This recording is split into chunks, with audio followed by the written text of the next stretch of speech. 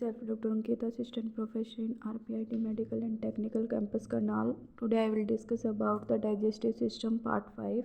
If you like my content, please like, share and subscribe my YouTube channel.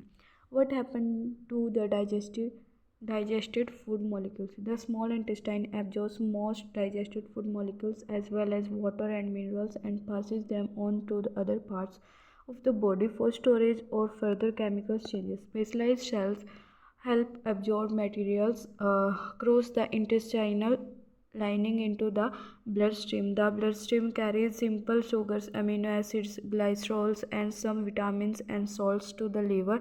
The lymphatic system, a network of vessels that carry white blood cells and a fluid called lymph throughout the body, absorb fatty acid and vitamins.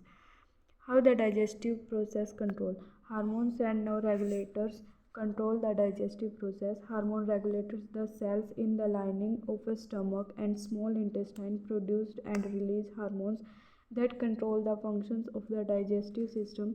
These hormones stimulate production of digestive juice and regulate appetites. Nerve regulators.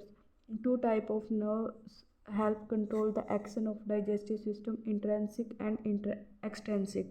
Extrinsic or outside nerves connect the digestive organ to the brain and spinal cord. These nerves release chemical that cause the muscle layer of the GI tract to either contract or relax, depending on whether food needs are digesting. The intrinsic or inside nerves within the GI tract are triggered when food stretches the walls of hollow organs. The nerves release many different substances that speeds up or delay the movements of food and the production of digestive juice.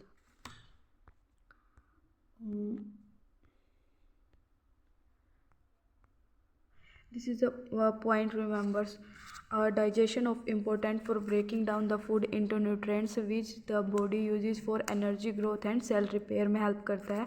Digestion work करता है by moving food throughout the GI tract. Digestion being in the mouth with chewing and ends in the small intestine. As food passes through the GI tract, it mixes the digestive juice, causing large molecules of food to break down into smaller molecules. The body then absorbs these smaller molecules through the walls of the small intestine into the bloodstream, which delivers them to the rest of the body.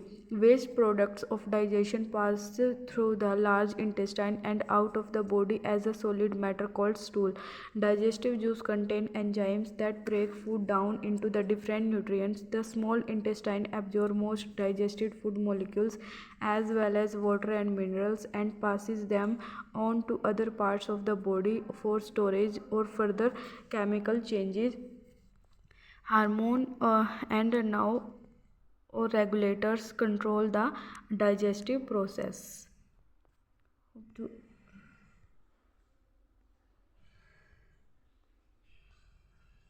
This is the digestive system.